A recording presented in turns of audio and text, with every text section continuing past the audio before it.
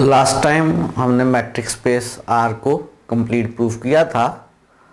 आज कुछ और मैट्रिक स्पेसेस को कंप्लीट प्रूफ करते हैं। सबसे पहले हम प्रूव ये करने लगे हैं कि the space C of complex numbers with usual metric. बात हो रही है कम्प्लेक्स नंबर्स वाली स्पेस की और प्रूव ये करना है कि इसमें अगर आप यूजुअल मैट्रिक यूज़ करें तो ये एक कंप्लीट मैट्रिक स्पेस है। याद करवा देता हूं कि कॉम्प्लेक्स नंबर्स वाली मैट्रिक स्पेस कौन सी होती है। कॉम्प्लेक्स नंबर्स किस शेप के होते हैं? x plus iota y shape के जो नंबर्स होते हैं जिनमें x और y रियल नंबर्स होते हैं और आयोटा से आप वाकिफ हैं -1 का स्क्वायर रूट होता है, उस सेट को हम सेट ऑफ कॉम्प्लेक्स नंबर्स कहते हैं। और दो कॉम्प्लेक्स नंबर्स के दरमियान मैट्रिक कैसे डिफाइन किया गया है?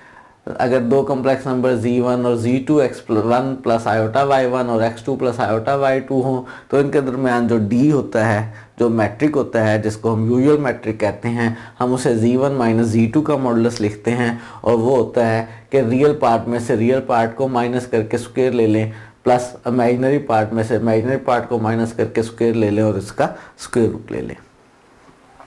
तो ये हमारे पास metric space of complex numbers है। ये इसमें यूजुअल मैट्रिक है। प्रूव ये करना है कि ये matric space complete matric space है।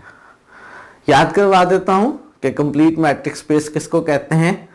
ऐसी मैट्रिक स्पेस जिसमें हर कॉची सीक्वेंस कन्वर्ज कर जाए उसको हम कंप्लीट मैट्रिक स्पेस कहते हैं। ऐसी मैट्रिक स्पेस जिसमें हर कॉची सीक्वेंस कन्वर्जेंट हो हम उसको कंप्लीट मैट्रिक स्पेस कहते हैं। कॉची सीक्वेंस याद करवा देता हूं। कॉची सीक्वेंस उसको कहते हैं जिसकी टर्म्स का आपस का डी जो है वो हर पॉजिटिव एप्सिलॉन से लेस हो। किसी भी पॉजिटिव एप्सिलॉन के लिए आपको नेचुरल नंबर n0 मिल जाए कि सीक्वेंस की वो टर्म जिनका नंबर m और n0 या उससे ग्रेटर है उनका डी एप्सिलॉन से लेस है। और कन्वर्जेंट सीक्वेंस भी याद करवा देता हूं। किसी मैट्रिक स्पेस में ऐसी सीक्वेंस को कन्वर्जेंट कहते हैं जो मैट्रिक स्पेस के किसी एलिमेंट के करीब हो जाए। अगर हम कहें कि मैट्रिक स्पेस में सीक्वेंस xn है और हम कहें कि ये मैट्रिक स्पेस के एलिमेंट x को कन्वर्ज कर रही है तो इसका मतलब होता है कि हर पॉजिटिव एप्सिलॉन के लिए आपको एक नेचुरल नंबर मिल जाएगा कि सीक्वेंस की टर्म्स का नंबर जब भी n0 और n0 से ग्रेटर होगा तो वो सीक्वेंस की टर्म्स x के करीब होगी। उन सीक्वेंस की टर्म्स का dxn(x) जो है वो एप्सिलॉन से लेस होगा। ये बातें मैंने आपको याद करवा दी हैं। वापस अपने थ्योरम की तरफ चलते हैं। थ्योरम जो है हमने प्रूव ये करना है जो मैट्रिक स्पेस C है, जो कॉम्प्लेक्स नंबर्स वाली मैट्रिक स्पेस है वो कंप्लीट है। क्या प्रूव करना होगा जी? हमें लेनी होगी कोई सी एक कॉची सीक्वेंस और प्रूव ये करना होगा कि वो कॉची सीक्वेंस कन्वर्जेंट है। तो शुरू करते हैं प्रूफ को। लेते हैं C में एक ऐसी सीक्वेंस जो कॉची हो और उसको कन्वर्जेंट प्रूफ करते हैं।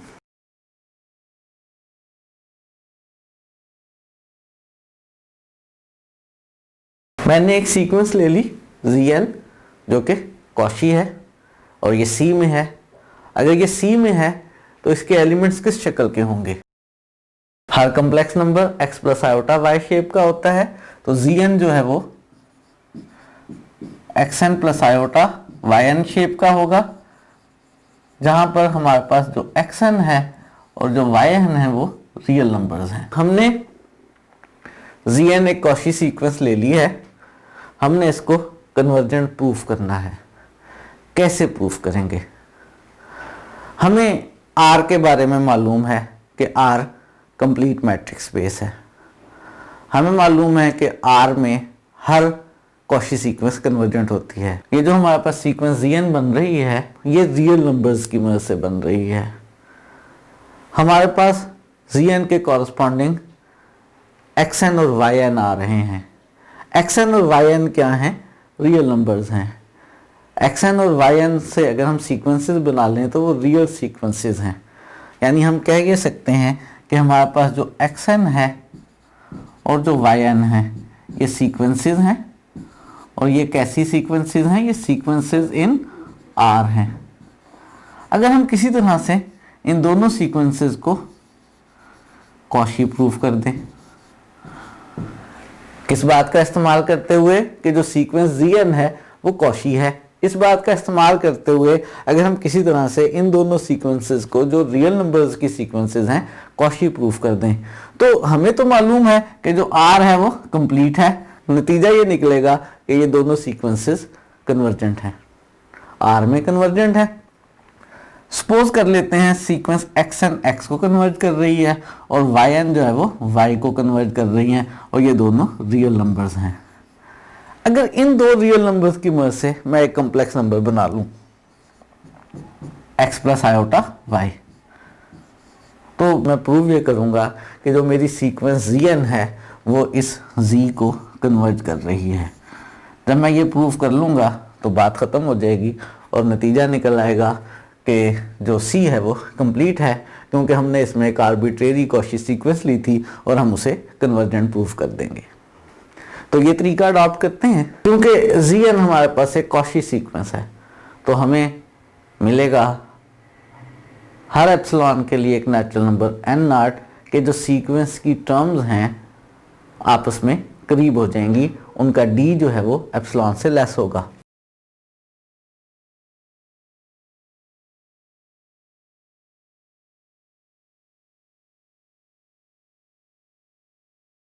क्योंकि ये कॉशी सीक्वेंस है, कॉशी सीक्वेंस के लिए हर एप्सिलॉन पॉजिटिव के लिए आपको एक नेचुरल नंबर n0 मिलेगा कि सीक्वेंस की टर्म्स Zn और Zm का जो d है और यहाँ पे d मॉडुलस से रिप्रेजेंट हो रहा है लेस देन एप्सिलॉन होगा जब भी सीक्वेंस की टर्म m और n का नंबर n0 या उससे ग्रेटर हुआ।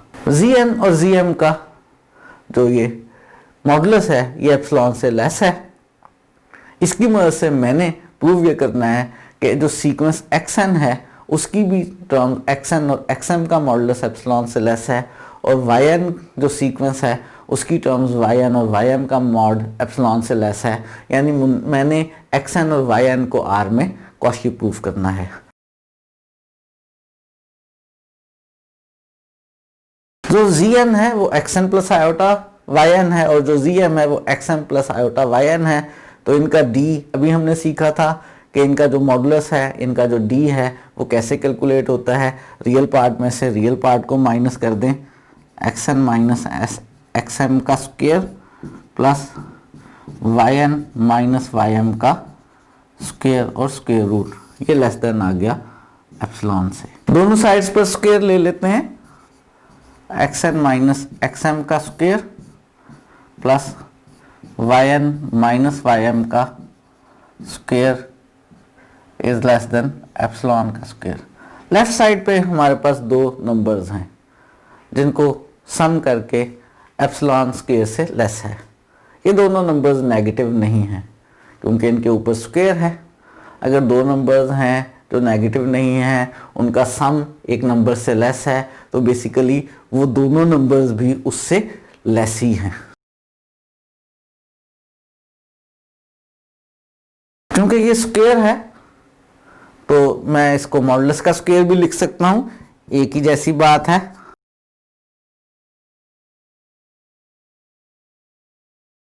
यहां से स्क्वायर रूट ले लें तो xn माइनस xm का मॉड लेस देन एप्सिलॉन है और yn माइनस ym का मॉड लेस देन एप्सिलॉन है for all m and n greater equal to n0 के लिए। क्योंकि ये जो रिजल्ट हमने प्रूफ किए हैं ये उस इनइक्वालिटी से प्रूफ किए हैं जो होल्ड कर रही थी for all m and n greater equal to n0 के लिए। यहाँ से आप कह सकते हैं कि जो xn सीक्वेंस है रियल नंबर्स में और जो सीक्वेंस yn है रियल नंबर्स में, वो दोनों कॉशी सीक्वेंसेस हैं।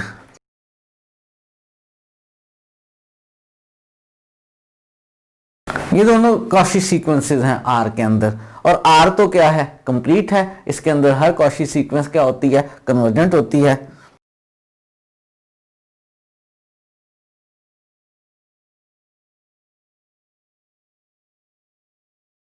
तो फिलहाल नतीजा ये निकल आया कि जो xn और yn सीक्वेंसेस हैं वो R में कन्वर्जेंट हैं। R में कन्वर्जेंट है तो R के ही किसी नंबर को कन्वर्ज कर रही हैं। किसको कन्वर्ज कर रही हैं, सपोज कर लेते हैं कि सीक्वेंस xn x को कन्वर्ज कर रही है और सीक्वेंस yn y को कन्वर्ज कर रही है।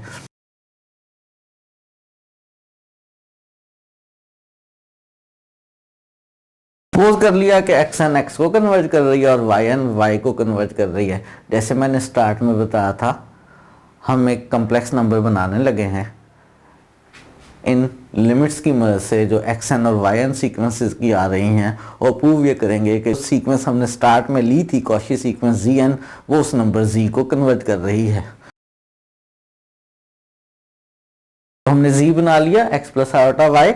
ऑब्वियसली ये एक कॉम्प्लेक्स नंबर है। अब हम क्या शो करेंगे?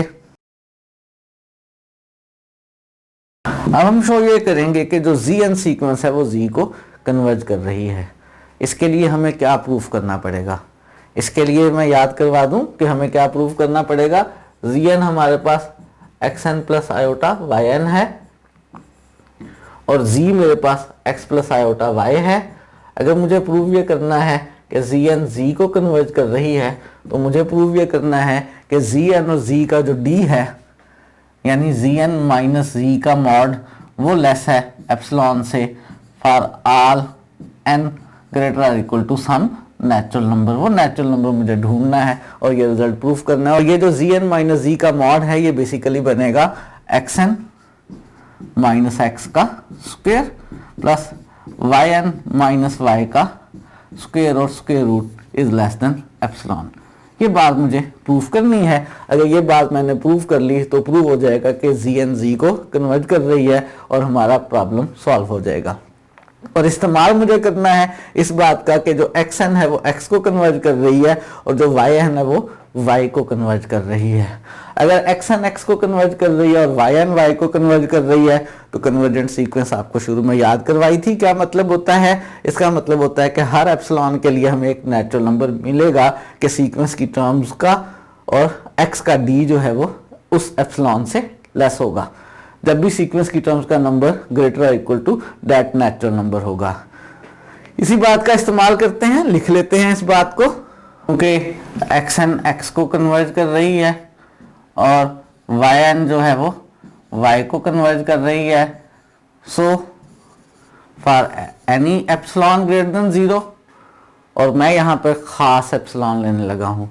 खास एप्सिलॉन इसलिए लेने लगा हूँ क्योंकि मुझे ये रिजल्ट बनाना है, और वो मैं एप्सिलॉन लेने लगा हूँ एप्सिलॉन ओवर 2 का square root. Greater than 0 there exist, हमें क्या मिलेगा? नेचुरल नंबर मिलेगा। जब सीक्वेंस एक्स एन की बात करेंगे तो एक नेचुरल नंबर मिलेगा, जब सीक्वेंस वाई एन की बात करेंगे तो एक और नेचुरल नंबर मिलेगा। हो सकता है दोनों दफा सेम नेचुरल नंबर मिले, लेकिन नेचुरल नंबर मिलेगा जरूर दोनों सीक्वेंसेस की दफा। जो सीक्वेंस एक्स एन की दफा हमें नेचुरल नंबर मिलेगा उसका नाम फर्ज करें हम n1 रख लेते हैं, और जो सीक्वेंस yn की दफा नेचुरल नंबर मिलेगा उसका नाम हम n2 रख लेते हैं।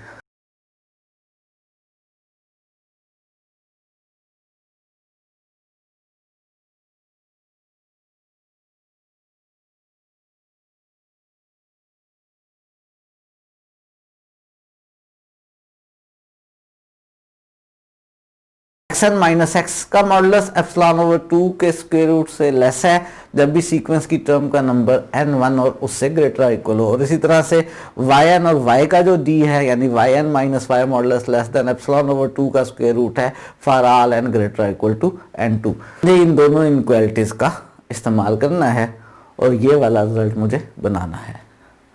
क्योंकि मुझे दोनों का इस्तेमाल करना है, ये इनक्वालिटी होल्ड कर रही है जब टर्म्स का नंबर n1 और उससे ग्रेटर इक्वल हो, और ये इनक्वालिटी होल्ड कर रही है जब n greater equal to n2 हो, और हम वो n यूज करना चाहते हैं जिसके लिए ये दोनों होल्ड करें। इसको हम पहले भी डिस्कस कर चुके हुए हैं, और वो n कौन सा होता है? वो इन दोनों में से बड़े वाला n होता है। इन दोनों में से बड़े वाले n का नाम हम n0 प्राइम रख लेते हैं।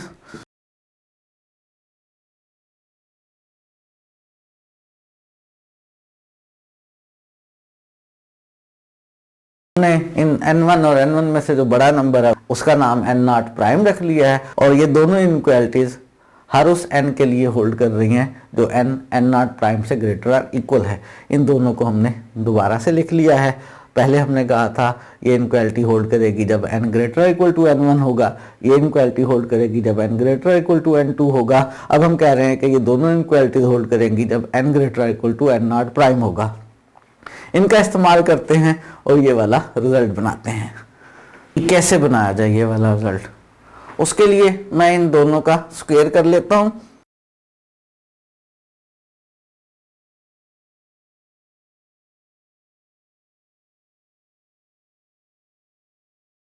Epsilon square over 2 plus epsilon square over 2 है, जब इनको ऐड करेंगे तो ये एप्सिलॉन का स्क्वायर बन जाएगा। और ये रिजल्ट कब होल्ड करेगा? ये रिजल्ट होल्ड करेगा जब भी हमारे पास n जो है वो ग्रेटर और equal to n not prime होगा और दोनों साइड्स पर स्क्वायर रूट ले लें तो हमारे पास आ जाएगा xn माइनस एक्स के मॉड का square plus yn minus y के मॉड का स्क्वायर और square root is less than epsilon for all n greater और equal to n not prime.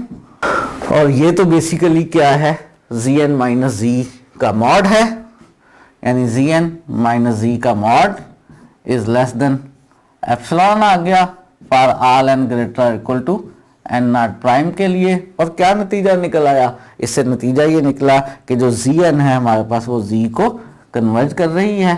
हमने एक कॉशी सीक्वेंस ली थी, किसके अंदर? c के अंदर। हमने प्रूव कर दिया कि वो एक कम्प्लेक्स नंबर z को कन्वर्ज कर रही है। तो कोई सी भी कॉशी सीक्वेंस लेने पे अगर हम उसे कन्वर्जन प्रूव कर सकते हैं तो प्रूव हो गया कि C जो है वो कंप्लीट मैट्रिक्स स्पेस है। तो फाइनली कंक्लूजन ये निकला कि C is a complete matrix space. तो आज हमने प्रूव ये किया है कि जो सेट ऑफ कॉम्प्लेक्स नंबर्स है विद यूजुअल मैट्रिक एक कंप्लीट मैट्रिक्स स्पेस है। कुछ और मैट्रिक्स स्पेसेस को कंप्लीट प्रूव करेंगे नेक्स्ट लेक्चर्स में। आज के लिए इतना ही।